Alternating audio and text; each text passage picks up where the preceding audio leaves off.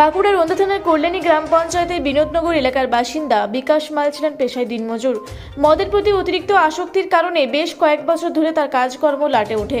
3 ছেলে মেয়েকে কার্যত একা হাতে বড় করে তোলেন স্ত্রী সুলেখা মাল। বড় মেয়ের বিয়েও দেন সুলেখা। কষ্ট করে কয়েকটি ছাগল কিনে তা পালন করে উপার্জনের রাস্তা তৈরি করেছিলেন সুলেখা। সম্প্রতি পরিবারে পালিত সেই ছাগল চড়াতে যাওয়ার নাম করে সেগুলি বাইরে বিক্রি করে মদ্যপান করতে থাকেন বিকাশ মাল। গতকাল ঘরে মজুদ বস্তা তিনেক ধান বিক্রি করে মদ্যপানের পরিকল্পনা করেছিলেন বিকাশ। বিক্রির উদ্দেশ্যে সেই ধান অভিযুক্তের সময় বিকাশ মাল বাড়ির বাইরে নিয়ে যেতেই তার নজরে পড়ে স্ত্রী সুলেখা মালের। পরিবারের একমাত্র সম্বল ওই 3 বস্তা ধান বিক্রিতে বাধা দিলে বাড়ির উঠোনে ধস্তাধস্তি শুরু হয় দুজনের মধ্যে। এরই মাঝে সুলেখা বড় একটি লাঠি তুলে বিকাশকে মারধর করতে শুরু করেন। অভিযোগ, স্ত্রীর লাঠির আঘাত মাথায় লাগতেই বাড়িতে লুটিয়ে পড়েন বিকাশ। পরে তাকে ওন্দা সুপার স্পেশালিটি হাসপাতালে নিয়ে যাওয়া হলে চিকিৎসকরা মৃত বলে ঘোষণা করেন। এই ঘটনায় এলাকায় চাঞ্চল্য ছড়িয়ে পড়ে। খবর পেয়ে গতকাল রাতেই অভিযুক্ত স্ত্রী সুলেখা মালকে গ্রেপ্তার করে ওন্দা থানার পুলিশ। আজ ধৃত মহিলাকে বাঁকুড়া জেলা আদালতে পেশ করা হয়।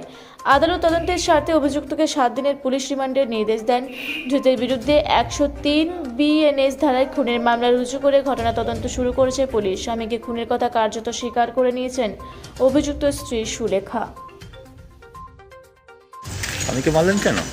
মদ খাই ঝামেলা করে ধান চাল সব বিক্রি দিচ্ছে ঘরে। আচ্ছা, তারপরে গতকালও তাই করেছিল? হ্যাঁ, তখন কি করে মারলেন?